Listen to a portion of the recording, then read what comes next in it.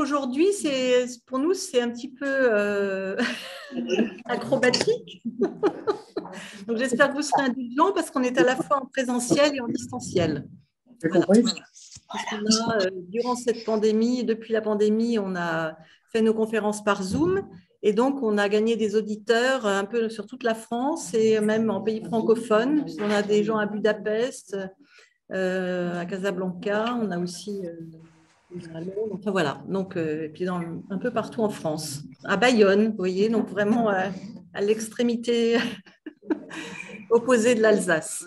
En tout cas, merci à ceux qui sont en présentiel. Vraiment, c'est un plaisir de vous revoir et que vous soyez là. Merci d'avoir fait cet effort-là, de venir cet après-midi dans nos conférences. Et puis, bienvenue aussi à ceux qui sont en distanciel, comme je le disais tout à l'heure, en France, un peu partout dans différentes régions et même à l'étranger. Donc, bienvenue à chacune et à chacun. Voilà, alors aujourd'hui, nous avons donc un sujet d'architecture qui porte sur le Zaha Hadid. Donc, c'est une Irakienne et une Anglaise qui est née en 1950 et qui est morte en 2016. On l'appelle Dame Zaha Hadid parce que elle a reçu l'ordre de l'Empire britannique. Voilà. C'est une femme qui a eu le prix Pritzker Architecture Prize en 2004 et qui a eu la Royal Gold Medal du RIBA, l'ordre britannique des architectes, en 2015. C'est une architecte qui est l'une des plus brillantes de sa génération. Elle a été un défenseur ardent des femmes dans les domaines de la créativité et de l'innovation en matière d'architecture, et elle a laissé une œuvre singulière sur laquelle il est intéressant de se pencher. Alors, on est ébloui par la virtuosité graphique de ses dessins et de ses peintures, par les audaces formelles de son architecture, elle aussi entre suprématiste et déconstructivisme. Et pour nous en parler, nous avons la grande joie d'accueillir Jean Attali, philosophe, professeur émérite à l'École nationale supérieure d'architecture Paris-Malaquais, qui va nous en dire plus à propos de cette femme surdouée de l'architecture. Donc pour les Alsaciens, c'est elle qui a fait, elle a œuvré à Eunheim, il y a donc un terminal de tram qu'elle a réalisé. Voilà. Et elle a énormément créé un peu partout dans le monde, il y a des œuvres de Zaha Hadid. Donc merci d'accueillir chaleureusement notre conférencier. Je lui passe la parole ensuite. Voilà. Bien, merci Madame Levard pour cette introduction. Merci pour cette invitation de la Chartreuse de Molsheim et de votre association Art et Cloître. J'aimerais pour commencer saluer la mémoire de Yanis Thiomis que vous aviez invité, décédé depuis.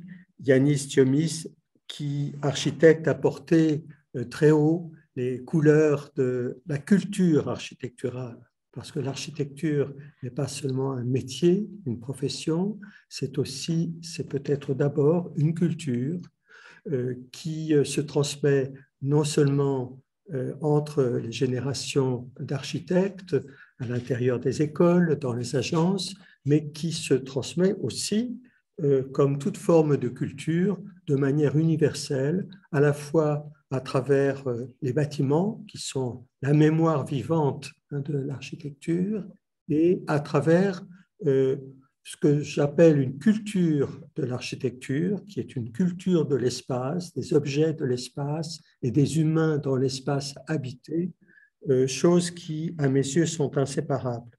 Je voudrais remercier aussi ma collègue et amie Christiana Mazzoni, qui fut la collaboratrice la plus proche de Yanis Thiomis et qui a bien voulu proposer ma présence chez vous aujourd'hui.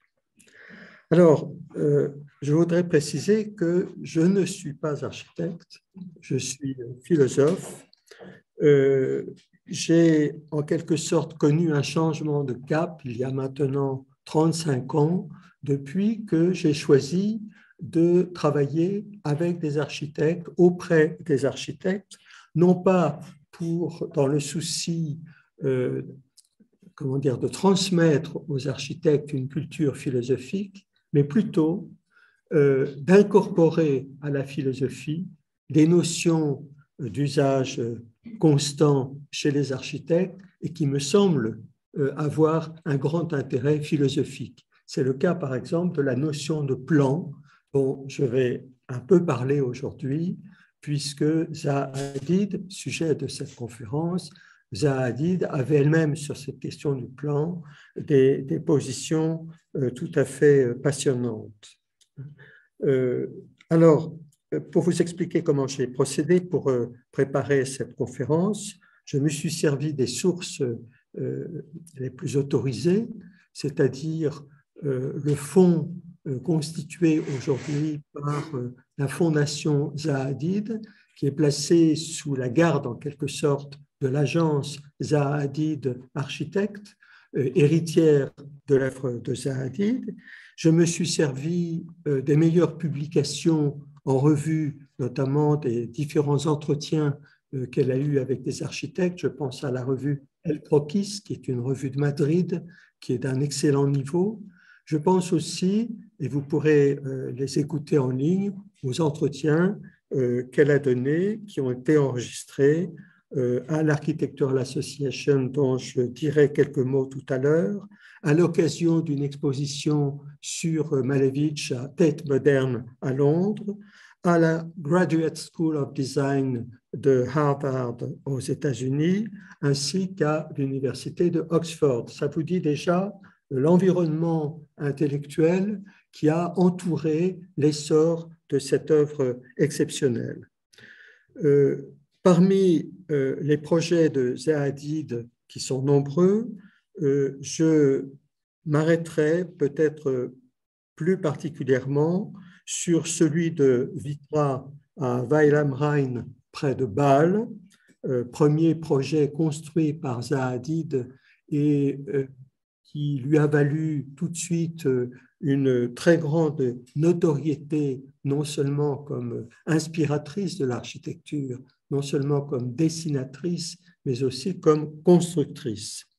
Et puis, j'évoquerai peut-être un petit peu, avec une certaine insistance, un bâtiment que je trouve admirable, qui est le Maxi, qui est un musée d'art du XXIe siècle construit à Rome. Les autres projets, j'en parlerai simplement de façon allusive. Alors, en préparant cette conférence, je me suis attaché à répondre autant qu'il était possible à la question que vous me posiez implicitement, à savoir comment interpréter le dessin d'architecture tel que Zaha Hadid l'a pratiqué tout au long de sa carrière. Je m'attacherai donc davantage au corpus graphique de son œuvre qu'à l'œuvre construite, à l'exception des deux bâtiments que je viens de mentionner. Comment procéder? Zaha Hadid est une personnalité exceptionnelle. Il me semblait important d'en esquisser le portrait, premier point. Ensuite, le lien qui existe entre l'inspiration tout à fait particulière de ses dessins et peintures en matière d'architecture et, d'autre part, les bâtiments en effet édifiés sous sa responsabilité, il y a une certaine solution de continuité, du moins c'est l'hypothèse que je défends, et je m'en expliquerai tout à l'heure. Et puis, troisième aspect de cette présentation, il me semble en effet que ces dessins et son graphisme appellent un travail d'interprétation, ce à quoi je vais essayer de m'employer, et ce sera la réponse peut-être à la question que vous m'avez posée. Alors, Zaha Hadid a été très vite reconnu comme une personnalité tout à fait exceptionnelle, de telle sorte que, avant même son œuvre bâtie, la trajectoire personnelle de cette femme a été reconnue et défendue. Je citerai, alors vous l'avez fait, Madame Levard, mais je le reprends tout de même, les étapes de cette reconnaissance publique de son talent. Elle a été la première femme à recevoir le prix d'architecture Pritzker en 2004. Alors, ce prix est décerné par un comité international et a l'ambition d'être l'équivalent en architecture de ce que sont les prix Nobel dans la plupart des grandes disciplines scientifiques. Elle a reçu, et c'est tout à fait essentiel, le prix d'architecture le plus prestigieux du Royaume-Uni, à savoir le Sterling Prize, qu'elle a reçu 2 fois, en 2010 et en 2011. Et c'est en 2012 que la reine Élisabeth II l'a fait dame commandeur de l'Empire britannique, d'où lui vient ce titre de dame. Et en 2015, elle devient la première et la seule femme à recevoir la médaille d'or de l'Institut royal des architectes britanniques à Londres. Pour parler de cette femme qu'on présente généralement comme irakienne et britannique, je voudrais dire en effet un mot de ses origines et pour ça commencer par la fin, curieusement, à savoir sa sépulture dans le plus grand cimetière de Londres, le cimetière de Brookwood. Sépulture tout à fait remarquable puisque vous voyez ces 2 monuments funéraires noirs, marbre noir, qui sont en quelque sorte jumelés.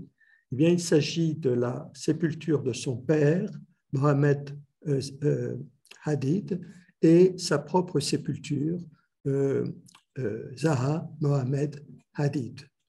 Et à côté de ces 2 sépultures jumelles, la sépulture de l'un de ses frères, Foulat Mohammed Hadid, dont le rôle a été important aussi puisqu'il a été, entre autres choses, écrivain, qu'il a longuement évoqué la contribution du père Mohammed Hadid au mouvement démocratique irakien dans une période qui va, disons, des années 30 aux années 50.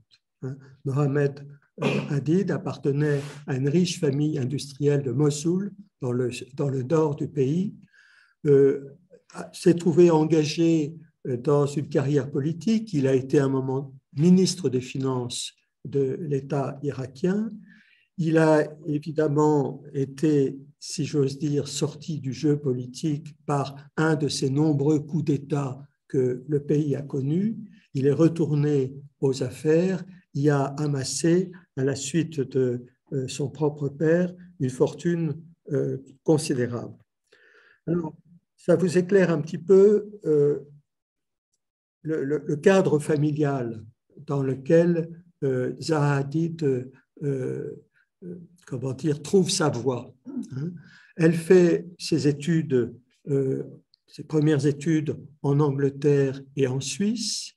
Elle commence des études supérieures à l'université américaine de Beyrouth et c'est en 1972, elle a donc 22 ans, qu'elle décide de se consacrer à l'architecture et elle rejoint la plus prestigieuse des écoles d'architecture, du moins à cette époque-là, à savoir l'Architectural Association School of Architecture à Londres, école dont je vais dire quelques mots. Avant cela, pour souligner l'authenticité de l'attache de Zaha Hadid à la culture de son pays de naissance, l'Irak, je vous montre ici l'inscription sacrée qui figure sur les 3 stèles des tombes familiales que vous voyez, qui est ce qu'on appelle la basmala, qui est une formule sacrée qui est prononcée avant toute lecture d'une sourate du Coran qui dit en substance « Au nom de Dieu, clément et miséricordieux ». Et si je prends le soin de recopier cette inscription, c'est pour vous rendre attentif tout de suite à l'importance de la calligraphie, c'est-à-dire à cet art de l'écriture qui est inséparable dans la culture arabe de la culture de l'écriture sacrée et donc du Coran. Je pense que quand on parle de calligraphie arabe, on ne peut absolument pas faire abstraction de cette origine religieuse et sacrée de l'écriture.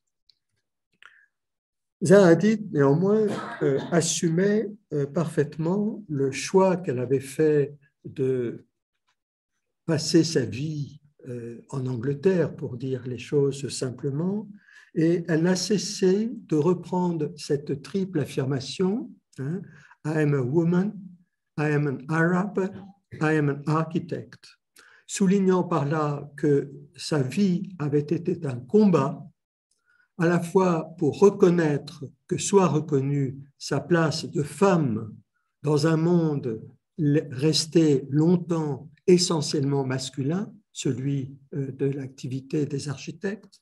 I am an Arab parce que, disait-elle, expliquait-elle, lorsqu'elle avait enfin obtenu d'être reconnue dans sa personnalité de femme, elle se heurtait aux préjugés qui entourent en Occident la culture arabe.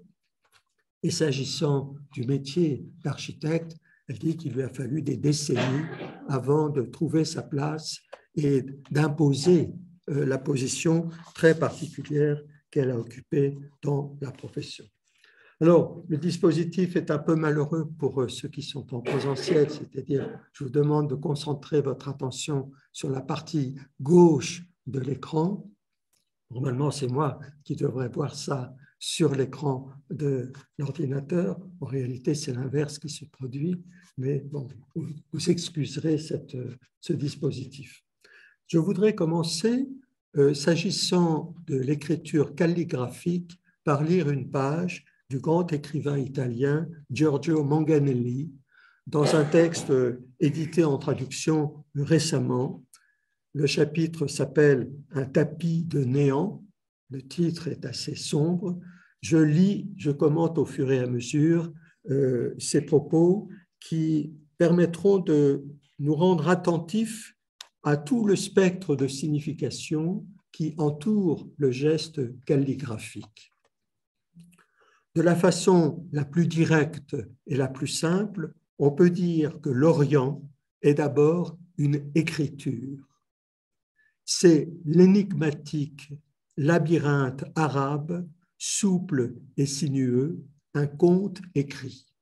Donc, la notion de labyrinthe est saisie dans toute l'étendue de ses significations, puisque le labyrinthe, c'est d'abord une notion spatiale, et en effet, on trouve dans l'architecture urbaine traditionnelle des pays arabes quelque chose que nous identifions comme un labyrinthe, un endroit dans lequel on se perd facilement, souple et sinueux, c'est-à-dire très éloigné de l'ordre géométrique abstrait qui est le propre de la culture occidentale en matière d'organisation de l'espace, et puis un conte, puisqu'évidemment, la littérature arabe est réputée pour les mondes fabuleux qu'elle ouvre. Alors, la suite du texte est construite sur l'opposition entre l'écriture telle que nous la connaissons en Occident et l'écriture arabe. Je dirais que le propos de Manganelli pourrait, mutatis mutandis, s'appliquer à d'autres langues calligraphiques, je pense aux langues d'Extrême-Orient et singulièrement à la langue chinoise. Donc, en réalité, on pourrait ouvrir la réflexion à tout l'univers des langues qu'on pourrait qualifier d'idéographiques, encore que les spécialistes contestent un peu cette notion d'idéographie. Il existe une différence fondamentale, je reprends le texte de Manganelli, entre la graphie de nos livres, qui présentent des lettres isolées, tout auréolées d'un mince et solitaire cercle blanc, et la graphie arabe. Cette dernière porte dans ses volutes le poids, le mouvement, la volupté, la concentration du scribe, ainsi que ses ardeurs et sa langueur fulgurante. Je vous laisse interpréter librement ce curieux oxymore de langueur fulgurante. La graphie occidentale, latine, propose un album de dessins, d'exemples, de modèles, d'idées alphabétiques. Et la graphie arabe est inconcevable en dehors de la main qui l'invente et l'emplit de son amour spécifique. On pourrait dire, je glose un instant cette page de Manganelli, on pourrait dire que notre rapport à la langue est un rapport essentiellement analytique. C'est le cas de l'ensemble des langues alphabétiques. Dès l'instant, alors, la langue arabe, de ce point de vue-là, occupe une position intermédiaire. C'est une langue alphabétique aussi, contrairement à la langue chinoise, mais une langue dans laquelle le geste graphique, le geste de l'écriture, est un geste fondateur de signification. Elle ignore, on parle donc de la graphie arabe, l'isolement des lettres singulières, mais passe d'un signe à l'autre par des chemins indirects. Elle aime imbriquer, superposer, nouer entre eux ces signes divers, en découvrir la simultanéité et écrire par-dessus l'écriture.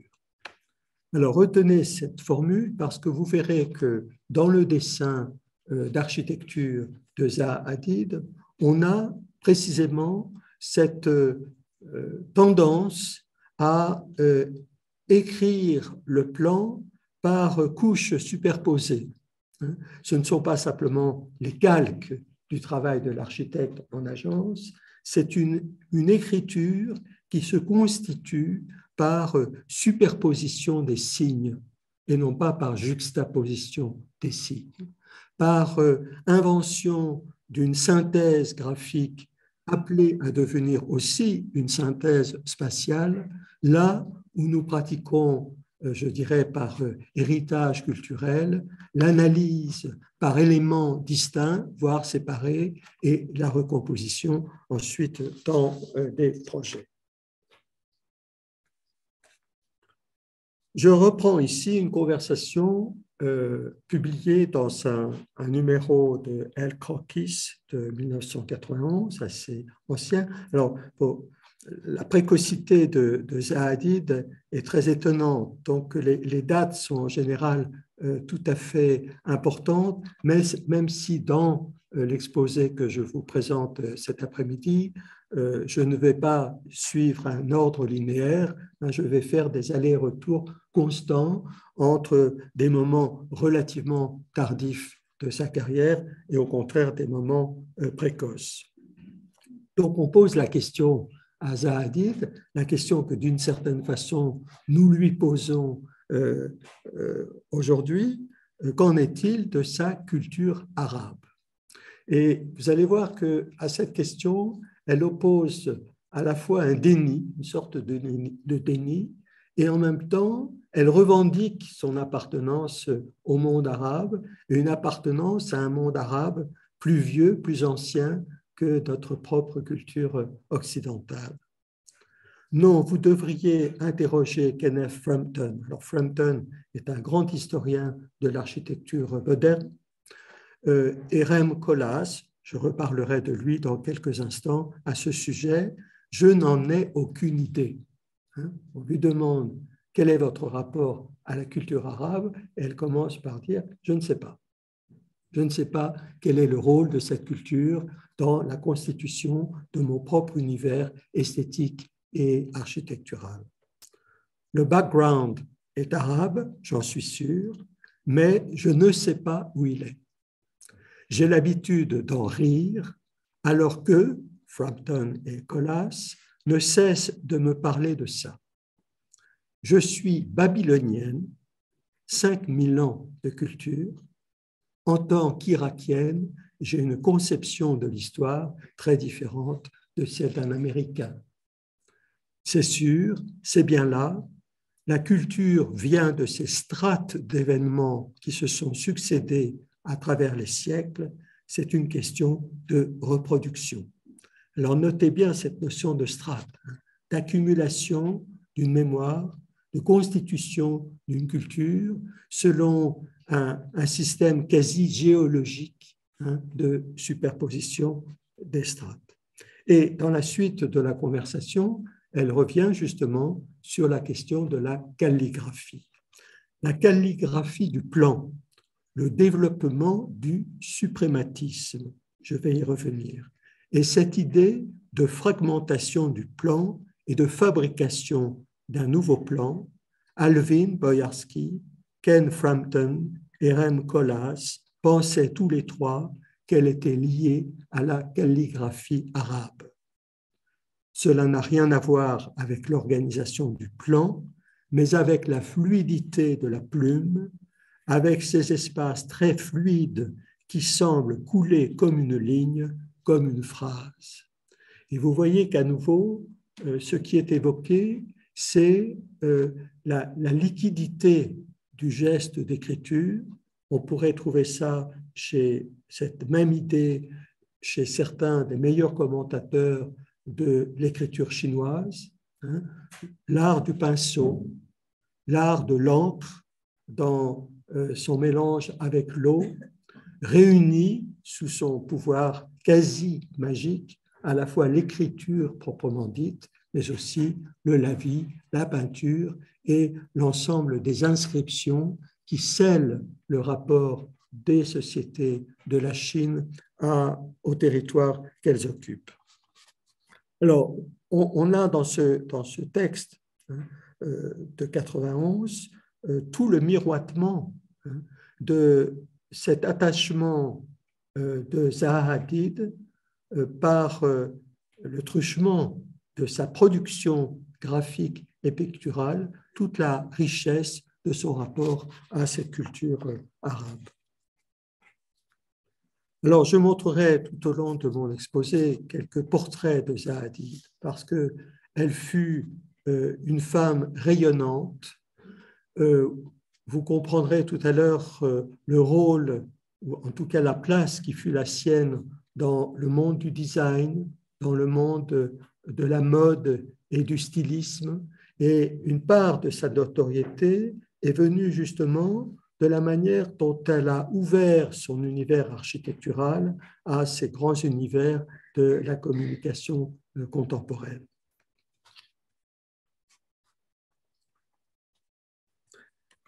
Je vais commencer par le deuxième commencement, si j'ose dire, à savoir sa formation d'architecte. Donc, elle entre à l'Architectural Association en 1972 et c'est à une époque où cette école est exceptionnellement brillante.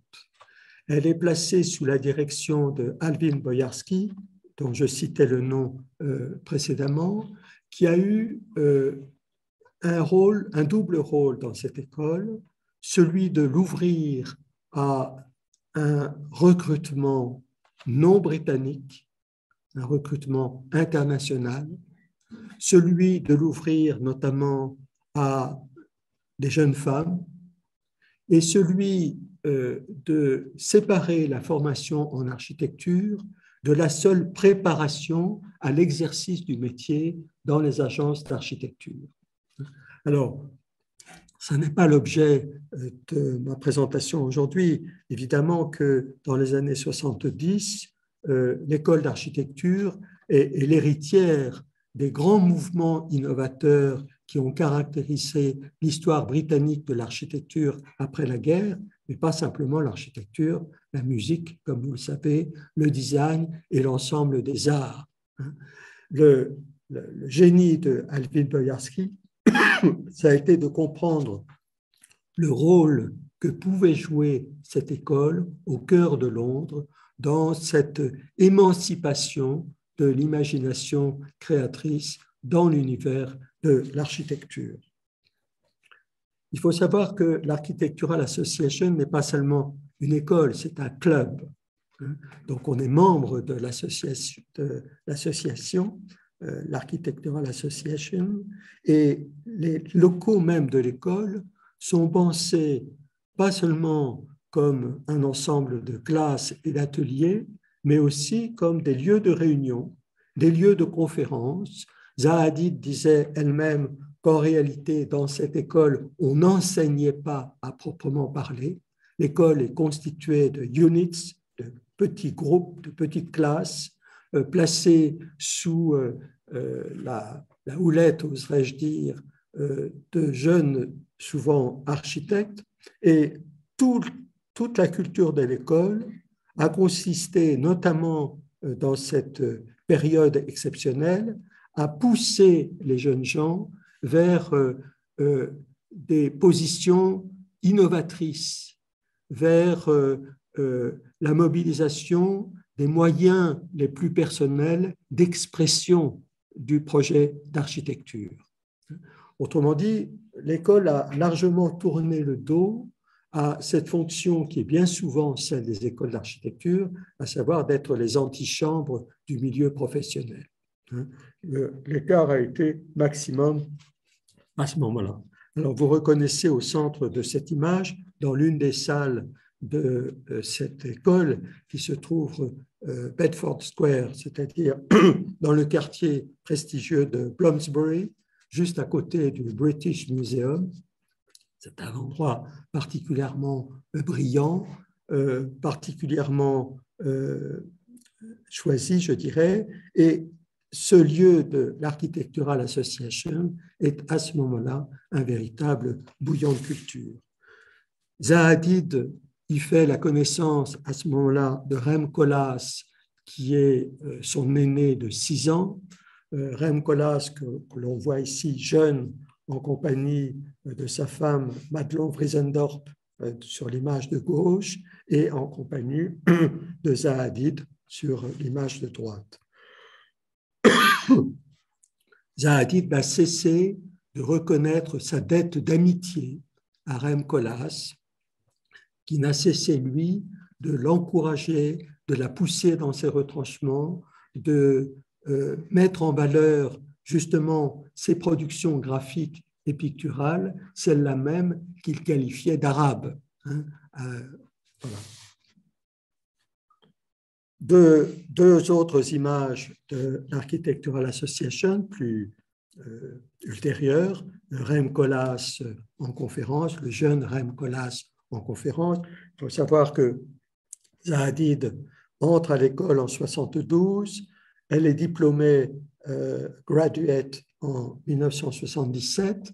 En 1978, paraît le grand livre de Rem Koolhaas, Delirious New York, New York Délire, puisque le livre paraît en anglais et en français au même moment, livre qui lui a assuré un succès immédiat.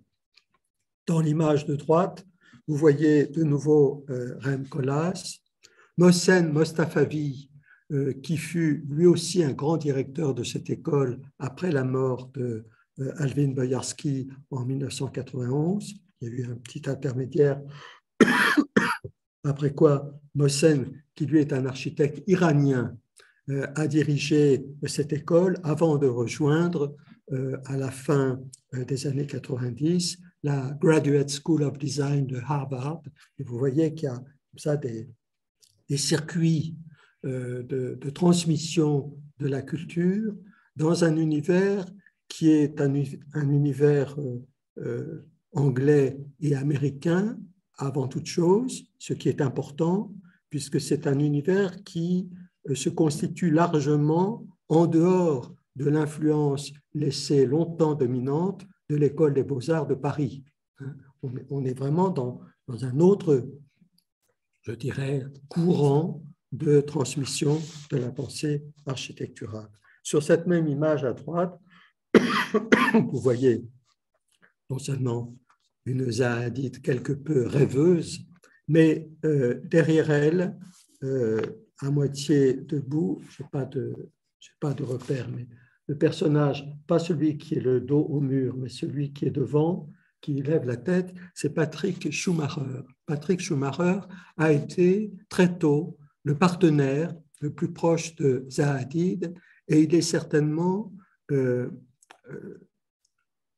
dirais, l'agent de la transformation du travail architectural de Zaha Hadid dans les dimensions que je décrirai tout à l'heure d'une très grande agence. J'ai oublié de dire que si pendant des années, le travail de Zaha Hadid garde une dimension quasi artisanale, avec un très petit nombre de collaborateurs, l'agence que dirige aujourd'hui Patrick Schumacher est une agence de 430 collaborateurs, c'est-à-dire une énorme agence. Et donc, je pense qu'il y a en réalité solution de continuité entre le travail qui a fait connaître Zaha Hadid et ce qu'est devenu l'agence Zaha Hadid Architects. Je m'en expliquerai aussi un petit peu plus tard. Alors, l'Architectural Association, je dirais, est loin aujourd'hui d'avoir cet extraordinaire prestige qu'elle s'était acquise dans les années 70, 80, voire 90, mais l'école continue d'avoir un recrutement très international et de bénéficier de ce climat très élitaire, il faut bien le dire, de ces locaux de Bedford Square, du square privé qui se trouve en face des bâtiments de l'école et où, comme vous le voyez, les étudiants profitent du beau temps londonien, car oui, il y a un beau temps à Londres.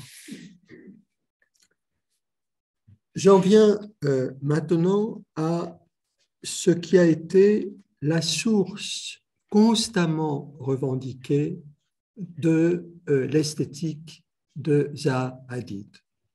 Sa référence au suprématisme, c'est-à-dire à ce courant révolutionnaire des années 20 dans le monde russe, qui est aussi le monde de l'Ukraine, qui est aussi le monde de la Biélorussie, qui est représenté tout particulièrement par la personnalité de Malevich. Kazimir Malevich produit une œuvre graphique et picturale dont il assume la vocation spatiale, sinon véritablement architecturale. Et vous allez voir dans quelques exemples que je vais décrire que la principale inspiration du travail de Zaha Hadid, c'est justement cette transition entre un univers de dessin, un univers graphique et la situation des éléments de ce dessin dans un espace qui n'est pas seulement un espace représenté, mais un espace à construire. Alors, vous la voyez ici lors d'une grande exposition consacrée par Tate Modern à Londres en 2014. Et la date est intéressante puisque quand Zaha Hadid défend son diplôme en 1977, c'est dans un rapport direct à l'œuvre de Malevich, et elle n'a cessé tout au long de sa vie de s'y référer. Alors voici deux œuvres de la série Supremus de Malevich. J'en dis quelques mots. Sur la figure de gauche, si vous êtes attentif à la disposition de ces signes graphiques, il vous apparaît qu'ils se situent à des niveaux de profondeur spatiale qui nous permettent d'avoir de cette œuvre en 2 dimensions une perception qui est virtuellement en 3 dimensions. C'est-à-dire que cette représentation en profondeur de ces mêmes objets géométriques suggère une sorte de flottaison dans l'espace de ces objets. Et c'est certainement le point de départ de cette transition entre un univers de dessin, un univers qui s'inscrit sur le plan de la feuille du dessin ou sur le plan de la toile peinte, pour évoluer dans l'espace réel. Sur la figure de droite, Supremus 58, vous avez la superposition d'objets linéaires disposés plus ou moins selon des lignes parallèles et un objet sous-jacent ou une surface sous-jacente, en tout cas, qui est dessiné à partir d'une double courbe. Alors, il y a chez Malevich une sorte de dialogue entre la tension propre à la représentation d'objets strictement rectilignes et la représentation d'objets qui, eux, sont curvilinéaires. Et c'est le signe d'infinité du dessin et de l'objet géométrique avec le monde lui-même, avec la Terre elle-même. C'est-à-dire que quand je parle de vocation spatiale du dessin, c'est une vocation cosmique. Il ne s'agit pas d'un espace abstrait, pas même l'espace en 3 dimensions des représentations conventionnelles de l'architecture, c'est de l'espace réel qu'il s'agit. Et cet espace réel est à la fois l'espace de la Terre que nous habitons et l'espace sidéral dans lequel notre planète se meut. Alors, je n'invente rien. Cette vocation du dessin était revendiquée par Malevich en particulier, qui n'a cessé d'évoquer la vocation spirituelle de l'art. Dans ce dessin, alors, la projection est un peu imparfaite, mais vous voyez que ces mêmes objets géométriques dessinés à plat, en quelque sorte, sur les images précédentes, sont dessinés ici comme des objets, comme des volumes. Et donc, ce passage à la volumétrie est l'expression du vœu de Malevich de faire évoluer le dessin et la peinture vers la représentation de l'espace réel. Et puis, dans ce recueil de dessins qui date de 1920, ce ne sont que des dessins, Malevich reprend ce dispositif ou ce diagramme qui juxtapose une série d'objets rectilinéaires et d'une ligne courbe. Le titre que j'ai voulu donner à cette intervention, quand je parle de ligne méridienne, fait directement allusion à cette ligne courbe qui pourrait être lue, en effet, comme la ligne d'un méridien terrestre, à cette nuance près qu'il s'agit d'un segment d'arc elliptique et non pas d'un arc sphérique, mais justement en matière de géométrie projective, suivant la distance à laquelle vous considérez un objet, vous le considérez selon une perspective qui peut vous faire voir un arc sphérique en arc elliptique. Donc, j'insiste beaucoup sur cette ligne courbe et vous verrez la persistance de cet intérêt pour la perspective curvilinéaire dans la production graphique de notre architecte. Ici, deux maquettes ou deux vues d'une maquette construite par Malevich, toujours. Il appelait ça des prunes. C'était la transformation justement en volume des objets précédemment représentés en plan. Et ce qui est assez significatif de ces volumes, c'est leur compacité, c'est-à-dire que ce sont des agrégats d'objets sans intériorité, c'est-à-dire sans expression architecturale de la relation entre un intérieur et un extérieur. Alors, il y aurait beaucoup à dire sur cette absence d'intériorité de l'objet. Je n'ai pas le temps de le faire maintenant, mais si je cite ces objets de Malevich, c'est parce qu'ils ont été l'objet du diplôme d'architecture défendu en 1977 par Zaha Hadid à l'Architectural Association. Et vous voyez que ce qu'elle peint, puisqu'il s'agit cette fois d'une peinture, ce qu'elle peint, c'est ce même prône reproduit de différentes façons sur une sorte de fond de plan qui n'est autre que la Tamise à Londres. Et l'indication est importante parce que Zaha Hadid, qui était londonienne, qui se vivait comme londonienne, avait une vision très particulière et très avant-gardiste, je dirais, pour ne pas dire prophétique, du devenir de la capitale anglaise, en ce sens qu'elle disait le problème de Londres, c'est celui de la liaison entre le nord et le sud du fleuve, hein, North Bank, South Bank, et toute l'évolution récente de Londres a été justement une reconquête, une conquête urbaine de la rive sud de la Tamise. Et deuxième préoccupation, la dynamique d'expansion ou de développement de la ville vers l'est. Et vous verrez que ça a aussi beaucoup compté dans sa carrière. Je reprends ici cette image de son studio de Clerkenwell à Londres. Je la reprends à la fois parce qu'elle est interrogée à l'époque de l'exposition de Tête moderne sur Malevich, hein, donc elle commente l'œuvre de Malevich, et elle a conservé sur le mur de son studio pendant des décennies la peinture qu'elle avait présentée pour son diplôme en 1977.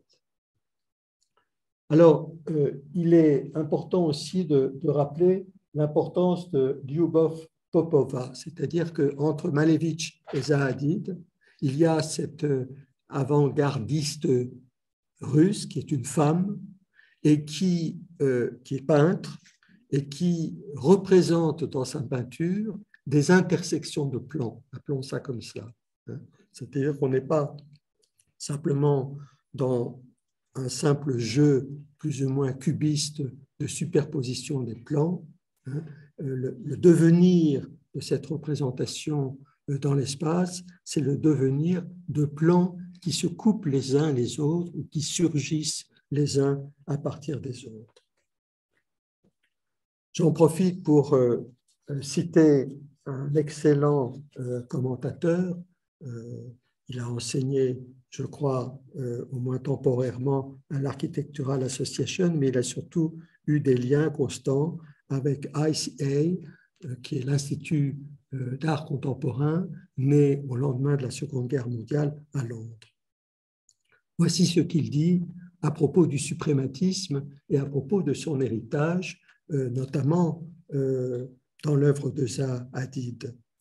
Le suprématisme, donc, vous avez bien compris que ça renvoie principalement à l'œuvre de Malevich, fut un moyen improbable pour l'architecture. Donc le sujet, c'est bien le passage de cette avant-garde esthétique de la période révolutionnaire russe vers la culture architecturale. Ce fut une philosophie du désert, le blanchiment d'une tempête de neige sous laquelle l'horizon se perd et où tous les repères s'évanouissent. Malevich a soustrait la peinture au monde à travers une succession d'abandons. D'abord les objets, ensuite la distance, l'échelle et l'orientation. Finalement, dans White on White, blanc sur blanc, la profondeur picturale et la distinction figure-fond. Cette rupture restaure l'espace comme sujet de la peinture sans l'affermissement d'aucune perspective particulière. À la place, l'espace survient à la place de tout ce qui a été abandonné. L'espace, une sorte d'espace pur en somme, survient entre saillance et récession dans le néant.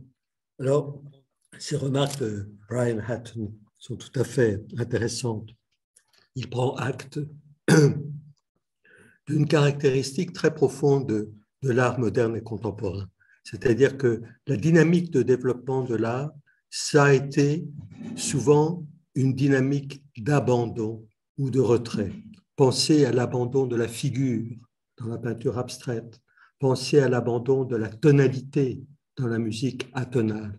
Eh bien, quel en serait l'équivalent dans l'architecture? Peut-être l'abandon de l'échelle, c'est-à-dire d'un rapport prédéterminé entre différents ordres de grandeur, là où, au contraire, les aventures architecturales dont je parle sont entrées dans une économie qui n'est plus réglée par les ordres hérités de l'histoire de l'architecture. Vous imaginez bien que c'est un immense sujet que je ne fais que mentionner au passage et qui à lui seul mériterait d'amples développements. Alors, un des tout premiers, sinon le premier projet connu de Zaha Hadid, cette participation à une compétition, un concours pour la résidence du Premier ministre irlandais.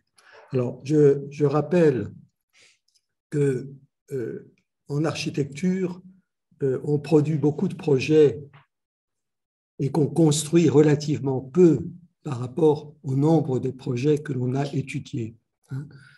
C'est une sorte d'infortune de la profession d'architecte, mais c'est aussi le lieu d'une expérience constante de la recherche en architecture. Les agences d'architecture produisent des projets.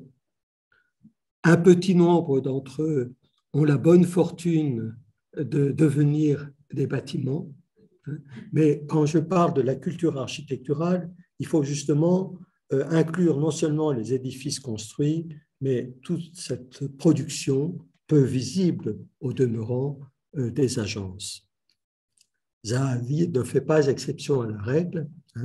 Je vous rappelle qu'elle est diplômée en 1977 et le premier édifice construit par Zaha Hadid date de 1993.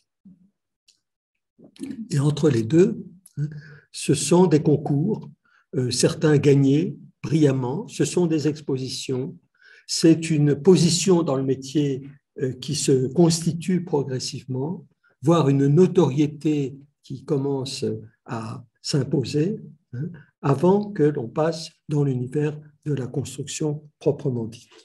Alors, notez simplement la vigueur des tracés.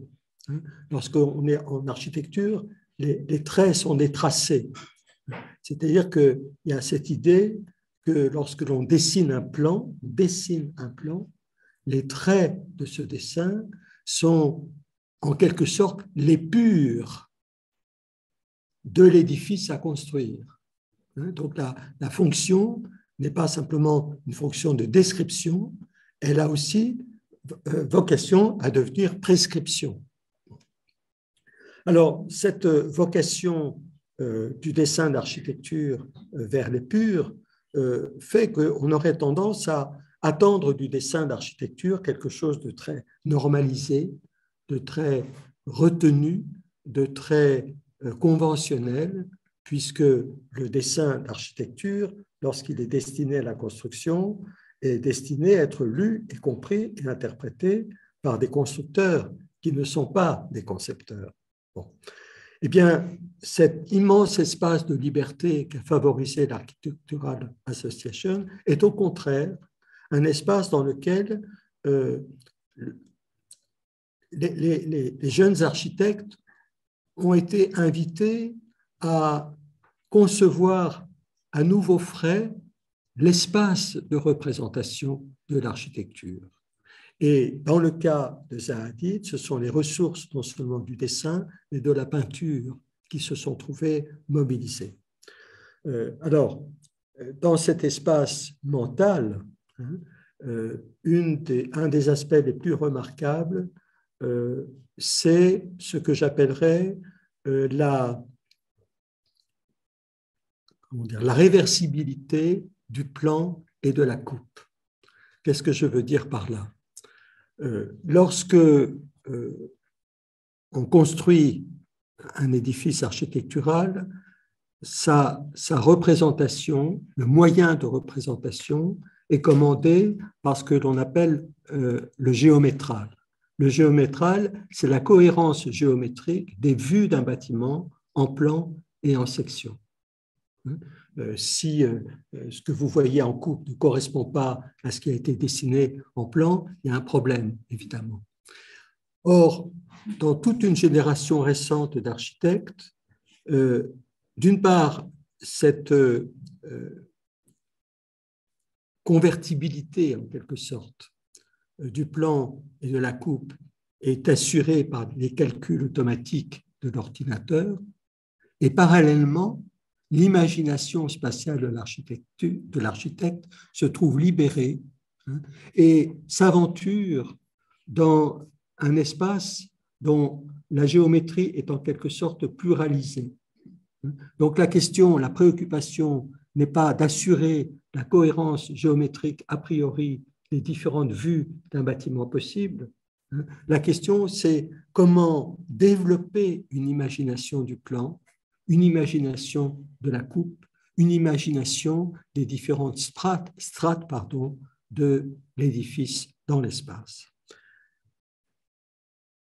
Dans cette peinture qu'elle dédie à Alvin Boyarsky, directeur de l'école, on voit cette inscription cosmique du dessin à laquelle je faisais allusion tout à l'heure. Vous voyez que la surface d'inscription est une surface sphérique, que l'horizon est un horizon terrestre ou planétaire, que les lignes qui structurent cet espace sont des lignes qui sont inscrites sur une surface réelle, très éloignée de l'espace très abstrait, très plan, très géométrique du dessin d'architecture tel qu'on a l'habitude de le voir et de le lire. Là, la préoccupation, c'est d'assurer cette inscription cosmique du tracé, de prendre en compte dans le dessin non pas un seul plan qui serait réduit à la cote 0, mais un sol épais, un sol profond, un sol sur lequel s'érigent des objets qui se dressent vers le ciel, des objets qui sont assujettis aux forces de la nature et à la plus puissante d'entre elles, la gravité. Donc le paysage dessiné, non seulement est ce paysage cosmique auquel je fais allusion à l'instant, c'est en même temps un paysage habité, c'est-à-dire un paysage urbain, un paysage de la multitude des édifices qui se côtoient à l'intérieur de la ville. Alors, il faut savoir que l'obstination de Zaha Hadid dans ce travail de dessin et de peinture, je ne montre que quelques exemples, les plus beaux ont été beaucoup exposés, mais sachez que derrière chaque dessin, chaque peinture, ce sont des dizaines, des centaines de dessins, car il ne s'agit pas simplement de satisfaire une sorte de besoin esthétique, il s'agissait d'étudier en profondeur des potentiels d'architecture dans l'espace réel. Quelques détails de ces précédentes représentations et j'en arrive tout de suite à un projet qui a valu à Zaha Hadid une première reconnaissance internationale. Je veux parler de sa participation à un concours qui a eu lieu donc au début des années 80 pour la construction de ce Peak Club de Hong Kong. L'île Victoria à Hong Kong, c'est une montagne. Selon une tradition très ancienne, en principe, on ne construit pas sur le relief. Nous autres aimons construire sur le relief parce que pour des raisons défensives ou pour des raisons de qualité des vues que l'on a sur le lointain.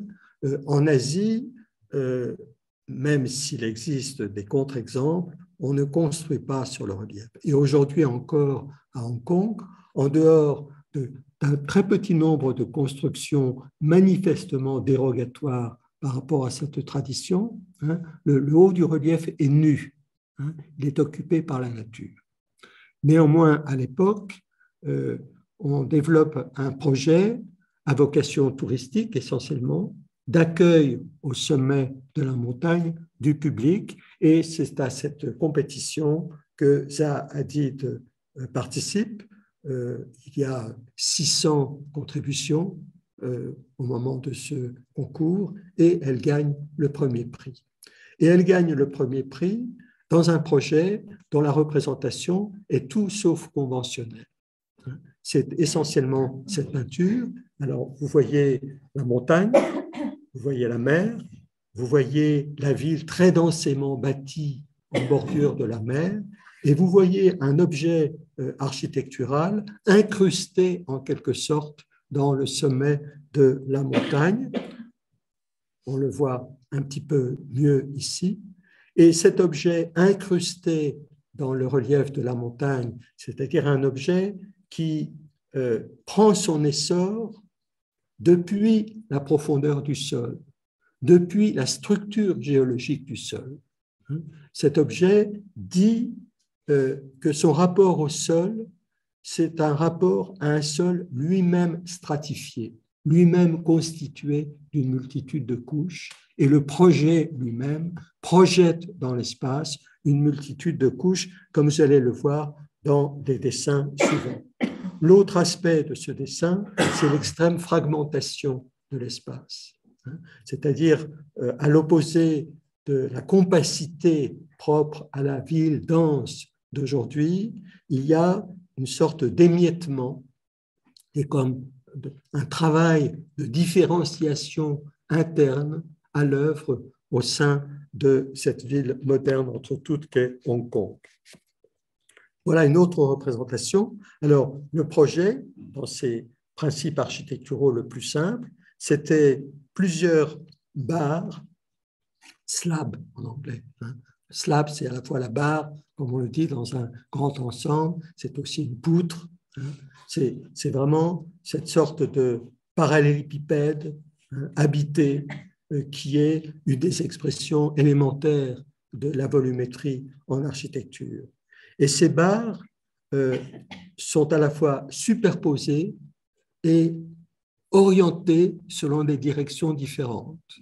J'ai souvent regardé les dessins de Zaha Hadid un petit peu comme un jeu de Mikado. Vous savez, ces baguettes qu'on laisse s'étaler sur une table, elles sont toutes semblables dans leur géométrie et dans leur longueur, mais elles viennent s'empiler dans une multitude de directions.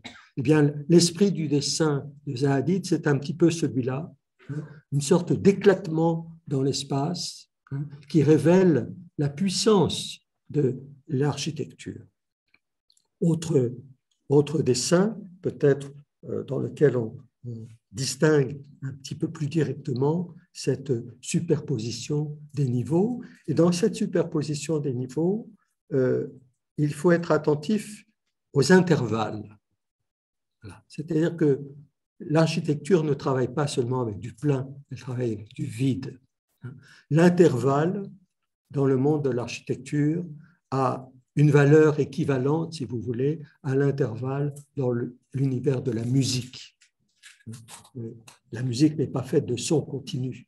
La musique est structurée par des intervalles entre les sons, entre les notes, qui qualifient un rythme, qui qualifient une écriture. Bon.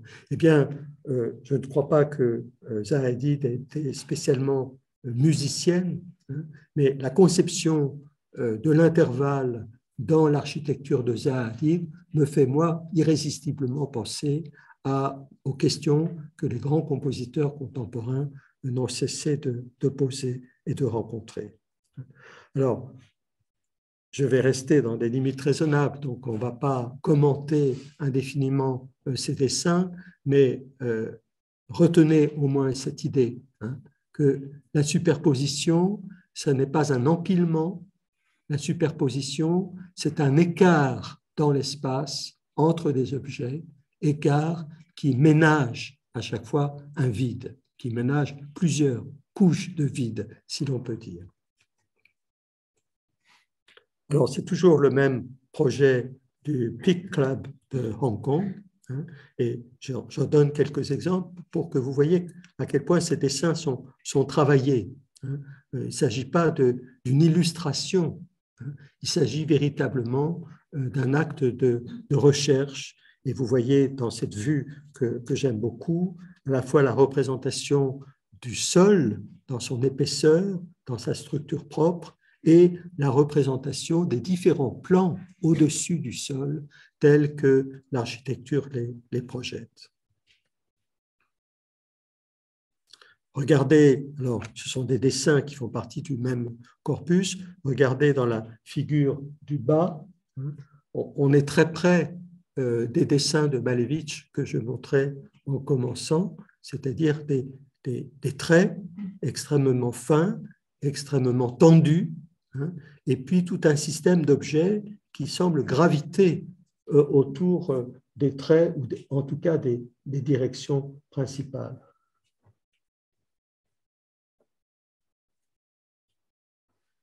Plus le dessin s'enrichit, plus la recherche s'approfondit, plus le dessin est marqué par, je n'aime pas le mot, mais je vais l'employer, je vais déroger à une règle que je m'impose généralement, c'est le mot complexité.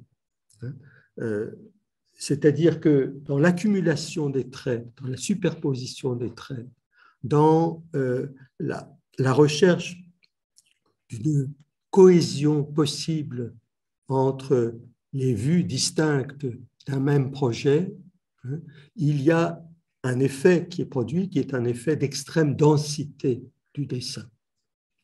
Et on peut dire que Zaha-Hadid partage cette culture du dessin avec nombre d'architectes de sa génération. Je vais y venir dans un instant. Peut-être est-il temps d'introduire ici un point de vue tout à fait important, qui est celui de Patrick Schumacher, dont je parlerai un peu tout à l'heure. Patrick Schumacher, donc partenaire très précoce du travail de Zaha-Hadid dans son agence, et aujourd'hui directeur de l'agence Zaha-Hadid Architects. Les trois apports, écrit-il, de Zaha-Hadid à l'architecture, c'est 1. La traduction en dessin d'architecture de croquis calligraphiques et de leur dynamique curvilinéaire, ce que je viens de développer, c'est-à-dire un art du dessin qui trouverait sa source dans la calligraphie et qui se trouverait ici au service d'une vision en mouvement, et d'une vision en mouvement qui échappe à ce qu'on pourrait appeler la tyrannie de l'angle droit. Alors, c'est très important parce que l'architecture moderne n'a cessé de faire l'apologie de l'angle droit. Le Corbusier a écrit tout un livre qui s'appelle « Le poème de l'angle droit ». Et on peut dire que les architectes de cette génération se sont émancipés de cette tradition en recherchant au contraire toutes les potentialités d'une architecture échappant à cet ordre de l'angle droit. Deuxième apport, des espaces picturaux, donc des actes de peinture, dans lesquels des constructions à perspectives multiples se fondent dans une texture dynamique continue. L'expression est un peu lourde, pardonnez-lui, mais voyez, l'idée, c'est, contrairement à une tradition qui remonte à la Renaissance, c'est-à-dire une tradition qui admet que la construction de l'espace suppose une sorte de rectification de la vision de l'espace, en tout cas une unification à partir d'une perspective centrale. Là, on a au contraire le déploiement d'une multitude de perspectives, une multitude de directions, comme si le renouvellement de l'architecture venait et de cet abandon de la perspective centrale et de sa soumission à un ordre unitaire. Et puis l'introduction de gradients dans le répertoire de l'architecture. Alors là, c'est une espèce de plaidoyer pro domo, puisque l'intérêt pour les gradients, en réalité, c'est l'intérêt pour le dessin vectoriel et les immenses possibilités de calcul qui lui sont associées. C'est-à-dire que toutes les grandeurs qui sont manipulées par l'architecture sont des grandeurs variables. Et le dessin d'architecture, le calcul en conception architecturale en conception architecturale consiste à jouer de cette variation, de cette variabilité des grandeurs impliquées dans le projet. Alors, je dis c'est un plaidoyer pro domo parce que, comme je le dirai un petit peu plus loin, Patrick Schumacher a été l'artisan d'un passage de l'agence de Zaha Hadid, de cet héritage finalement assez artisanal, en tout cas artistique du dessin, à une industrie de conception liée à l'usage massif du calcul d'ordinateur. Autre héritage, ce dessin encore précoce de 1985 qui reprend ce que je disais tout à l'heure à propos de l'intelligence que Zaha Hadid avait du paysage londonien. Ici, il s'agit de nouveau d'une compétition sur l'aménagement de l'une des places les plus fameuses de Londres, Trafalgar Square. Et vous reconnaissez dans le dessin à la fois l'église de St. Martin-in-the-Fields, la colonne Nelson, le dôme de la National Gallery, mais vous voyez que le cadre de réflexion est élargi aux dimensions de la ville, on pourrait dire, puisqu'à l'horizon, on voit la ville dense qu'elle appelle de ses voeux à l'est de la ville, et puis surtout la Tamise que l'urbanisme qu'elle préconise devrait traverser. On doit à Zaha Hadid des projets de ponts habités au-dessus de la Tamise, mais je n'en dirai pas davantage. Alors, ce qui est tout particulièrement intéressant dans sa contribution au projet de Trafalgar Square, c'est que justement, elle essaie de représenter un espace profond. Et très souvent, on se contente de représenter le sol, le terrain, comme s'il était réductible à une seule ligne. Comme je le disais précédemment, le sol est profond. C'est particulièrement vrai de la ville moderne dense, qui va chercher dans son sous-sol les ressources de son propre développement. C'est une signification très radicale du métro, du métropolitain.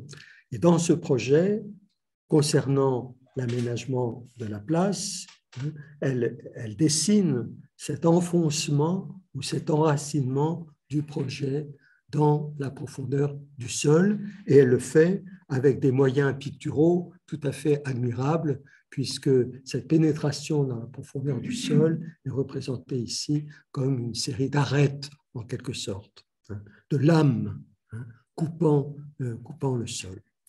Ce dessin a eu une postérité dans d'autres concours. Je pense au concours pour l'aménagement du Centre des Halles à Paris, où il y avait aussi cette idée de retrouver la cohérence du centre de la ville dans la stratification de son sous-sol.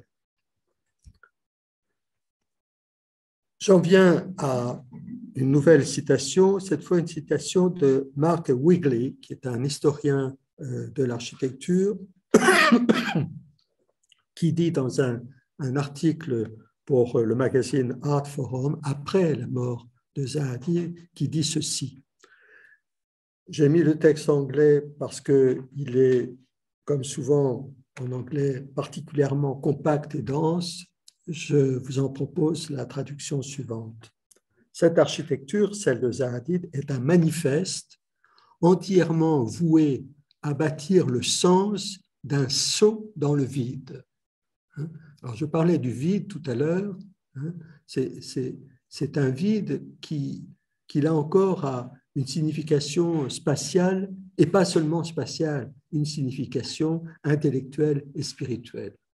C'est très présent dans la pensée de Malevich, et on peut admettre que c'est présent aussi dans la conception développée par l'architecte Zaha Hadid.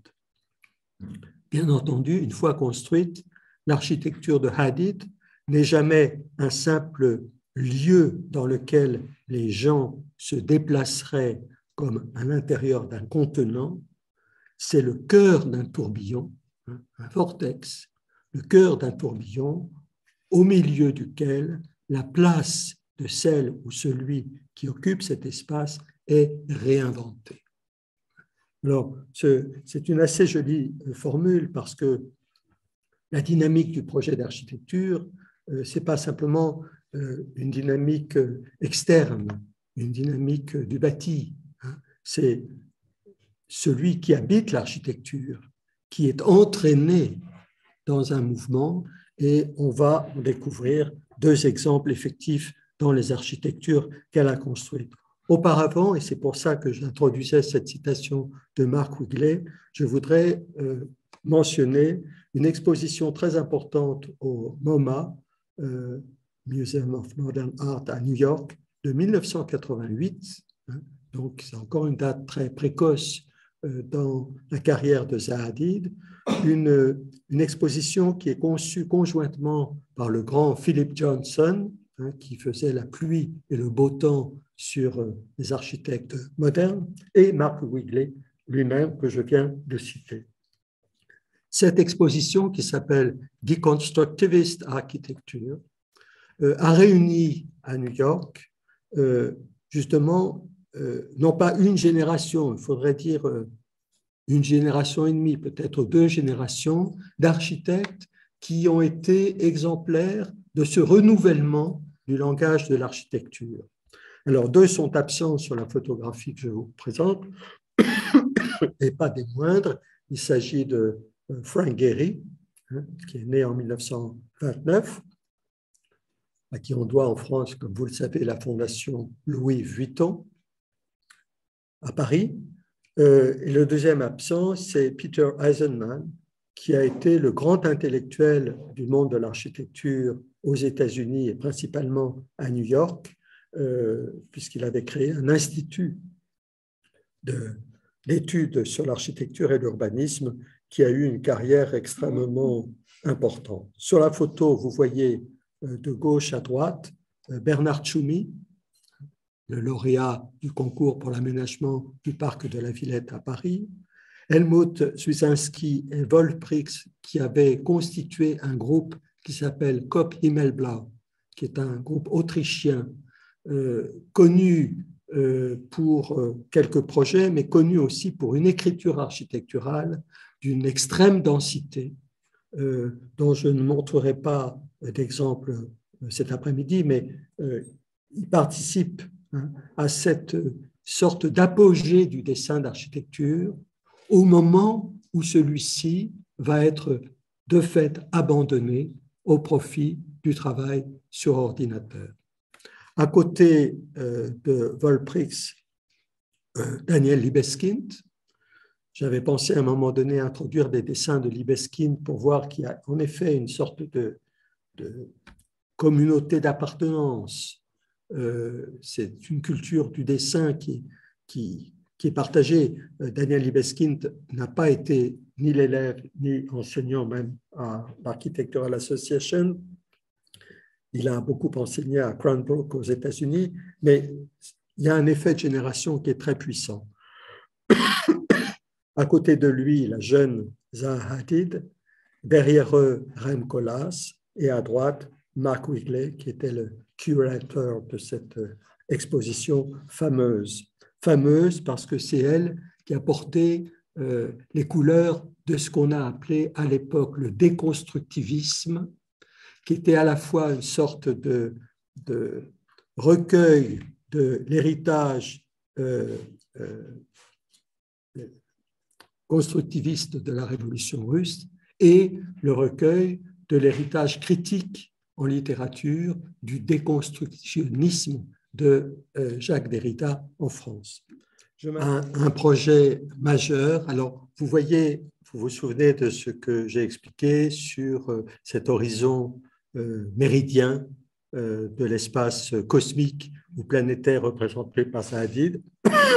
Et vous voyez que le projet qui va être un projet construit cette fois, qui est celui de la caserne de pompiers du site de Vitra à Weil am Rhein en Allemagne, à côté de Bâle et de Mulhouse. Ce projet est entièrement je dirais, assujettis à la force de ce que j'ai appelé les lignes méridiennes de Zaha Hadid.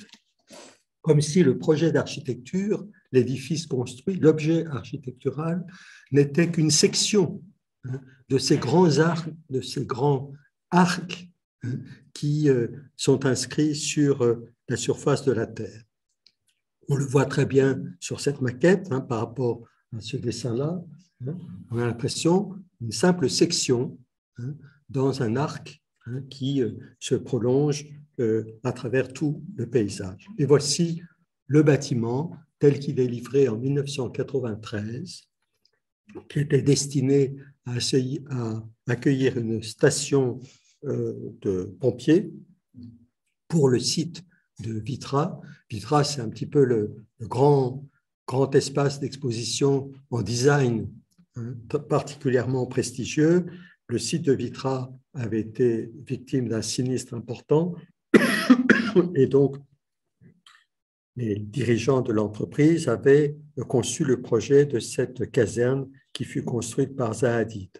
Alors, la caserne n'existe plus en tant que telle aujourd'hui parce que les services de secours ont fait l'objet d'une réorganisation à l'échelle de la ville. C'est devenu un espace d'exposition, mais lorsque j'ai visité ce bâtiment peu après sa livraison, c'était une caserne et c'était un objet architectural absolument étonnant dans la mesure où à l'intérieur même de l'édifice, on ressentait cet étirement linéaire et curvilinéaire au service d'une intersection des espaces et d'une projection de ces espaces, les uns vers les autres et tous ensemble vers l'extérieur.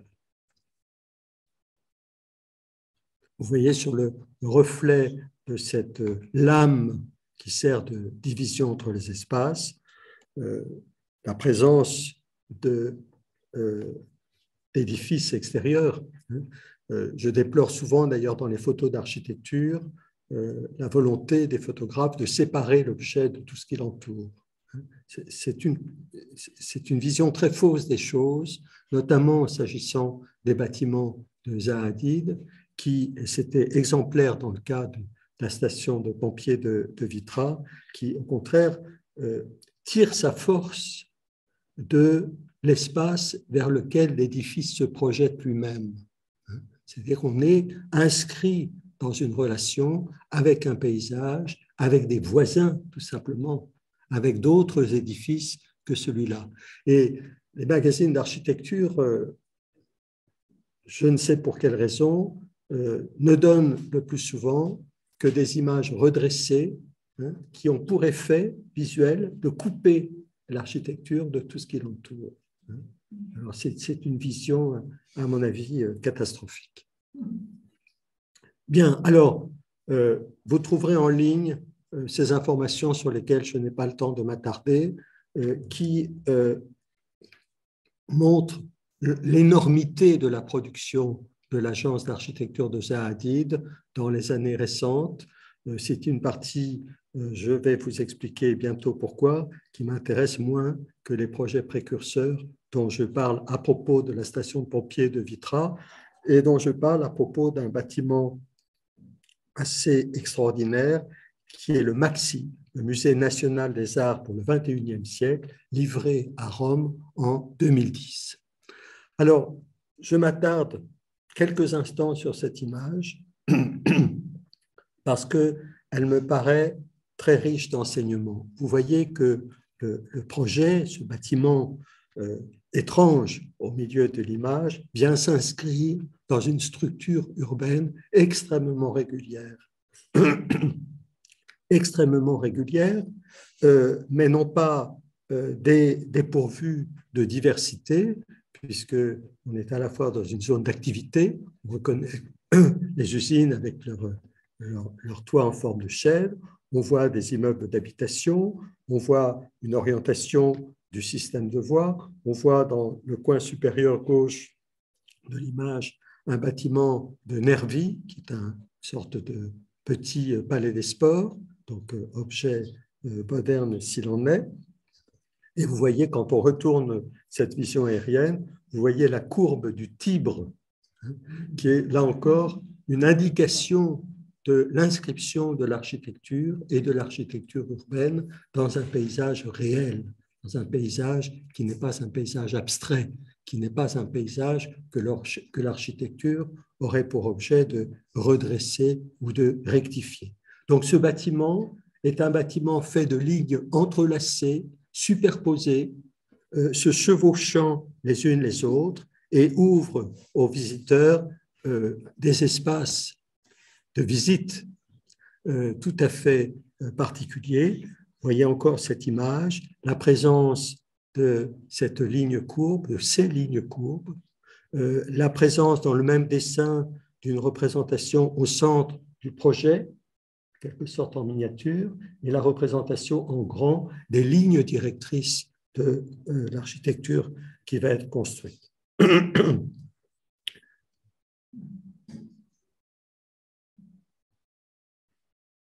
Je passe parce que je vois que l'heure avance, je ne veux pas abuser de votre patience. Quelques images de l'intérieur de l'espace d'exposition.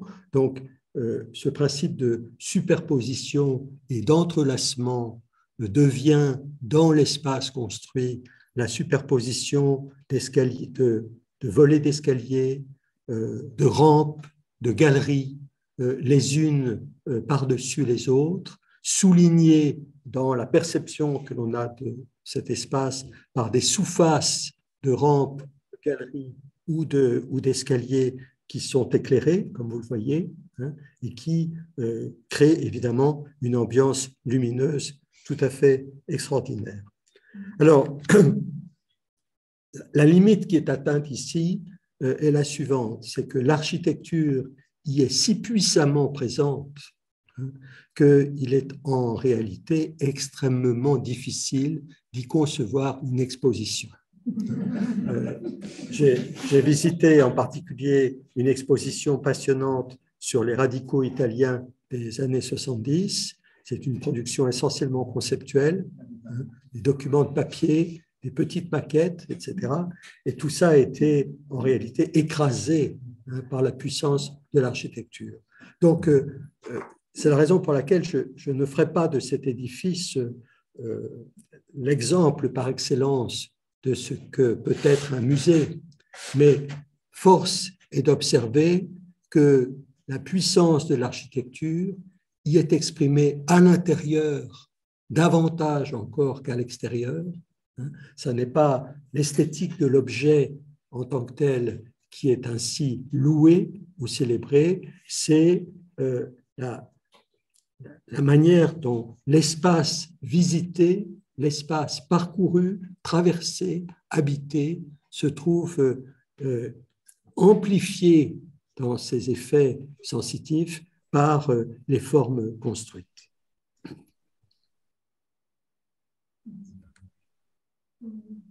On finit cette image par cette séquence, par ce double portrait de Zaha Hadid et de Patrick Schumacher pour introduire en sous-main une hypothèse que je n'ai malheureusement pas le temps de développer, à savoir qu'il existe au cœur de ce travail architectural et au cœur de cette collaboration une sorte de pacte faustien. Il y a dans la transformation de cette agence de production d'architecture qu'est Zaha Hadid Architects, un passage d'un univers qui est un univers mental, intellectuel, voire spirituel, assuré par le dessin et la peinture, à une unité de production, appelons cela comme cela, qui a eu à se mesurer à des programmes gigantesques et qui a produit des objets énormes. Donc, je ne parlerai pas, tant il me semble que, contrairement à ce qui est revendiqué par Patrick Schumacher, il n'y a pas de continuité en réalité. Il y a une sorte de fait de captation d'héritage au profit d'une culture de la conception architecturale très actuelle, incontestablement, qui est fondée sur la puissance de calcul est fondée sur l'illusion que grâce à cette puissance de calcul, tout est possible. Alors, on passe, si vous voulez, de cette tension suprématiste dont je parlais au début à une architecture de la puissance qui me semble être en réalité à l'opposé des idéaux inspirateurs des origines. Alors, ce sont des accusations terribles que je suis en train de proférer. Il me faudrait du temps pour les justifier et me défendre des accusations qui ne manqueraient pas de se lever. Un très bel objet que je cite en passant, grand projet aussi, c'est l'Opéra House de Guangzhou, l'Opéra de Canton, qui est construit, livré en 2010, au milieu du nouveau centre-ville de Canton. Canton est une métropole absolument gigantesque et extrêmement impressionnante. Le centre de la ville a été déplacé largement. Ce centre-ville est fait de grandes tours, de gratte-ciel, d'immeubles de bureaux puissants, de représentations d'entreprises de toutes sortes.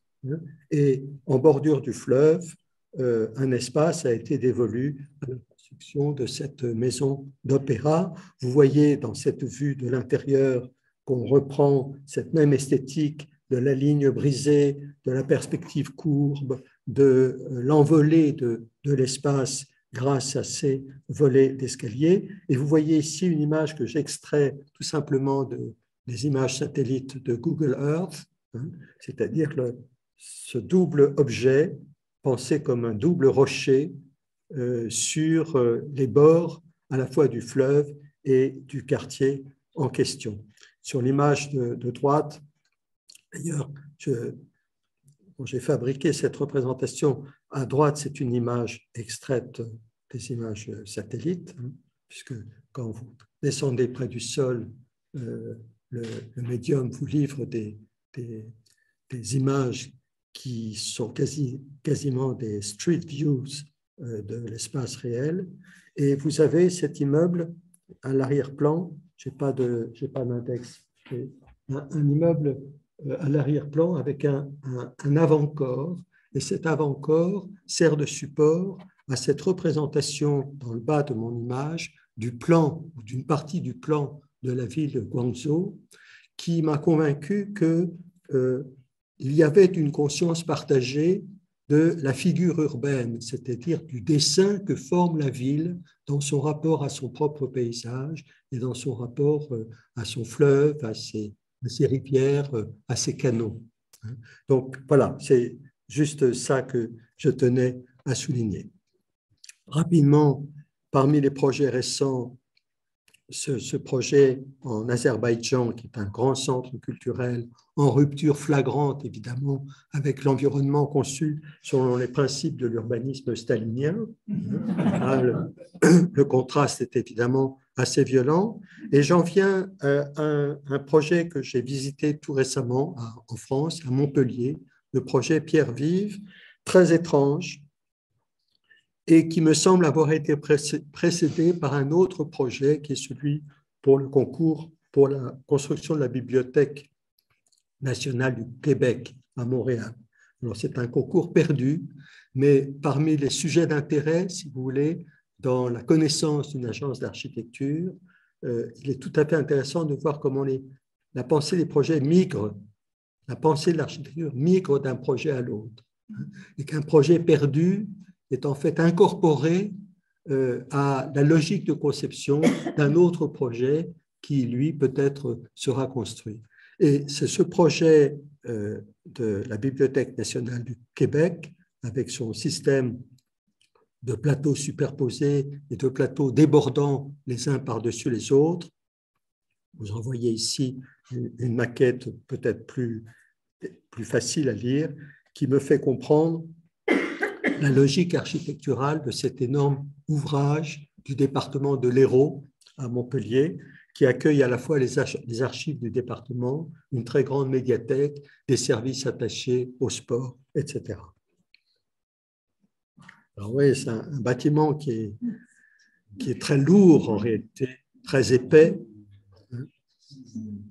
et que je reconnais comme étant un peu dans la filiation de ce projet étudié pour Montréal. J'ai tout fait en le photographiant pour adoucir autant que se peut l'impression donnée par ce bâtiment. Je ne suis pas sûr d'y être parvenu.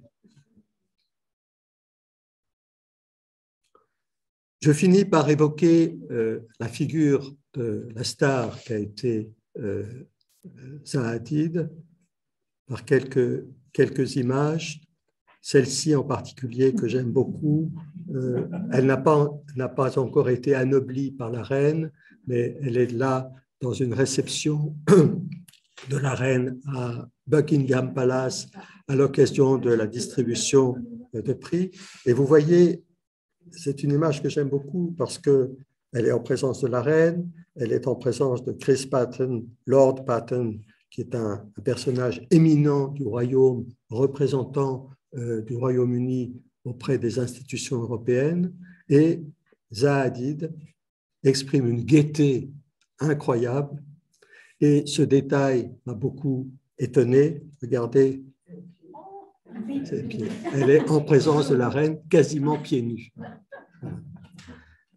Je trouve que ça dit beaucoup du style personnel de cette femme, richement habillée, toujours richement habillée, somptueusement habillée, même souvent, et puis elle est pieds nus comme si elle sortait de sa tente.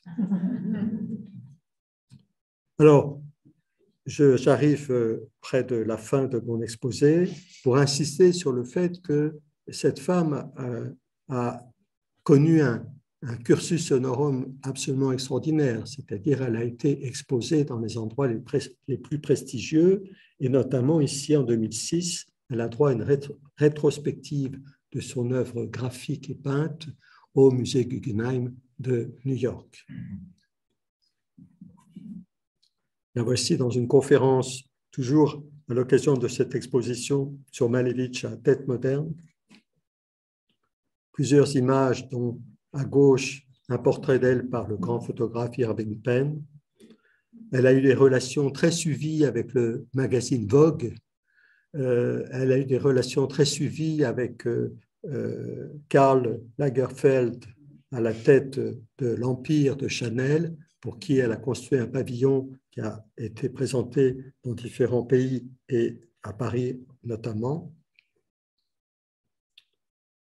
Et je finis par cette pièce présentée dans une exposition de cette année à Londres, une exposition dont l'objet était de commencer de traiter une partie du fonds d'archives de Zaha Hadid. Donc, ce sont des étudiants du Courtauld Institute of Arts qui ont eu la tâche de choisir, de sélectionner dans le fonds d'archives des pièces particulièrement significatives de l'art de Zaha Hadid. Et cette pièce-là est particulièrement intéressante puisque c'est précisément la vision de Londres par Zaha Hadid. Vous voyez en particulier le soin qu'elle a mis à représenter l'Est de Londres, toujours selon cette même logique à la fois curvilinéaire et fragmentée. Et j'agrandis ici l'image. On retrouve, alors c'est un dessin qui est précoce dans l'œuvre, mais Zaha Hadid s'était beaucoup réjoui du fait que dans les années, voire les décennies qui ont suivi ces dessins précurseurs, on a installé les Jeux olympiques de 2012 à l'est de Londres. On a développé en effet des quartiers entiers, non seulement dans l'est de Londres, mais aussi au sud de la Tamise. Et on est fini. Je vous remercie. Merci beaucoup, Monsieur Attali, pour cette belle conférence qui nous a... Peut-être. On va avoir un temps de questions un peu rapide, peut-être, parce qu'on a... je ne sais pas s'il y a des questions en présentiel ou en distanciel, mais ça va être le moment de les poser. Voilà, tout simplement. Laurence, moi j'aurais une question, s'il te plaît. Je ne sais pas si tu me vois. Oui, si je te vois. Oui, d'accord, merci. Merci beaucoup, monsieur, parce que vous nous avez entraînés dans vraiment un univers vraiment magique, je dirais. Enfin, c'était formidable. Il y a juste un un nom d'écrivain français que je n'ai pas réussi à comprendre. Et juste avant que vous ne parliez du site de Weil am Rhein, vous aviez parlé de l'exposition à New York d'architectes Deconstructivist Architecture, et vous aviez dit que tous ces artistes et en fait composaient l'héritage russe après Malevich et celui de l'écrivain français Jacques, et là je n'ai pas compris la suite. Derrida, le philosophe. D'accord, Derrida, le philosophe. D'accord, merci beaucoup. Alors, il y aurait beaucoup à dire sur les liens en réalité assez compliqués entre les pratiques d'analyse littéraire et philosophique de Jacques Derrida et puis cette culture très puissante de déconstruction des principes de l'architecture qui s'est illustrée notamment à l'occasion de l'exposition du MoMA en 1988. C'est une longue histoire, mais une histoire qui est passionnante parce que ce sont des années pendant lesquelles Jacques Derrida entretient une correspondance, notamment avec Peter Eisenman, correspondance qui a été publiée en français, hein, qui est disponible, et qui est faite de, je dirais, d'intelligence réciproque et d'incompréhension réciproque. Est-ce qu'il y a en présentiel, il y a peut-être des questions aussi? Je n'ai qu'un regret, je terminais ma présentation. Non, mais après, j'avais un somptueux portrait de Zaha Hadid habillé par Issey Miyake. Et puis l'image a sauté, je ne sais pas pourquoi. Mince. Là, vous nous mettez l'eau à la bouche. Et puis... Je vous l'enverrai. D'accord, merci. Alors, en fait, c'est son côté orientaliste, enfin, avec ce goût de la calligraphie, avec ses méridiennes. Comment est-ce que vous établissez des ponts entre tout ça, en fait? Alors, c'est toute la difficulté parce que la calligraphie, elle dit elle-même, ce sont mes proches amis qui ne cessaient de me renvoyer à la culture arabe de la calligraphie. Elle ne le revendiquait pas elle-même. Quant aux lignes méridiennes, c'est le titre que moi je donne, c'est-à-dire c'est une interprétation, parce que, si vous voulez, en tant que philosophe, je suis attaché à cette dimension cosmique de la pensée de l'architecture. Et donc, les dessins qui soulignent cette inscription du tracé d'architecture dans la réalité du paysage de notre terre, ça me semble extrêmement important. Voilà. Et je trouve que cette qualité de ligne méridienne se lit déjà dans les dessins de Malevich, si Malevich lui-même ne les interprète pas directement de cette façon. Vous avez dit en premier lieu comme ça, qu'il y avait une suite de ce cabinet d'architecture qui est en réalité, selon vous, en rupture avec ce qui précède. Mais ça veut dire que ce qui précède est porté par ce qu'on peut appeler une éthique de l'abord justement de cette vision cosmique. À partir du moment où c'est la technique qui prédomine, évidemment, on a du mal à retrouver, je pense, ces choses-là. Mais c'est, je crois, l'enjeu contemporain aujourd'hui de tout un tas de projets. Il ne s'agit pas d'arrêter les recherches pour revenir à supposer état antérieur, mais en même temps, on ne peut pas faire n'importe quoi. Et ça, je crois que vous avez vraiment mis le doigt là-dessus, c'est très important. Je suis parfaitement d'accord avec vous. Ce que la préparation de cet exposé m'a apporté, c'est justement une prise de conscience de ce que j'ai appelé imprudemment le pacte faustien, mais il me semble qu'il est au cœur de la culture contemporaine de l'architecture. Parce que si vous voulez, l'architecte, surtout l'architecte qui cherche la notoriété, disons les choses simplement, inéluctablement, va s'approcher des maîtres d'ouvrage, des commanditaires les plus puissants, les plus riches et les plus puissants.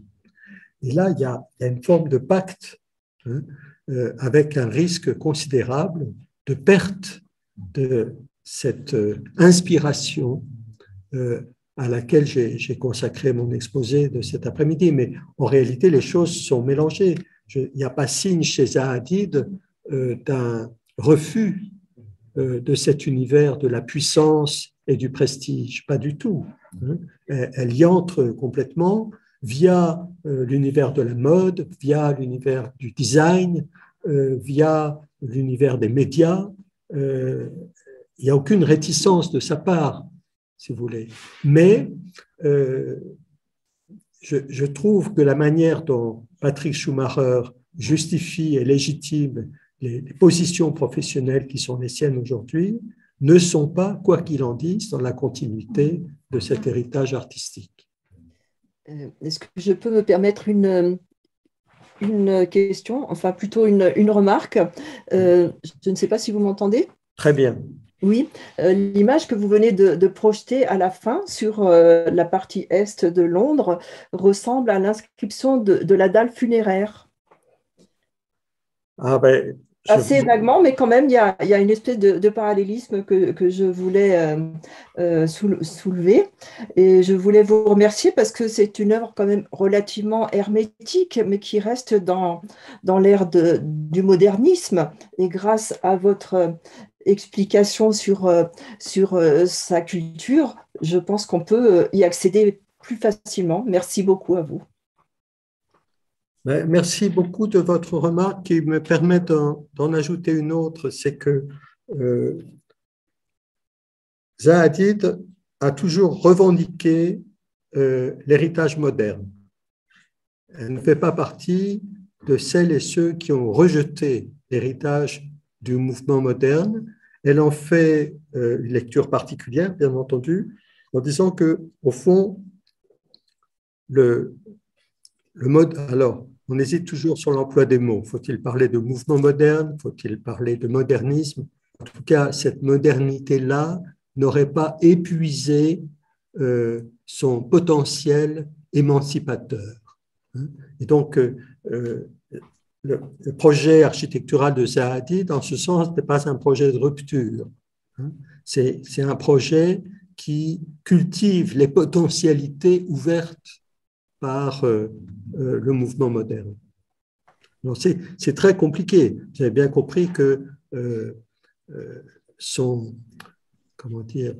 rejet de l'angle droit est évidemment un acte considérable quand on sait l'importance que l'angle droit a eu dans le mouvement moderne.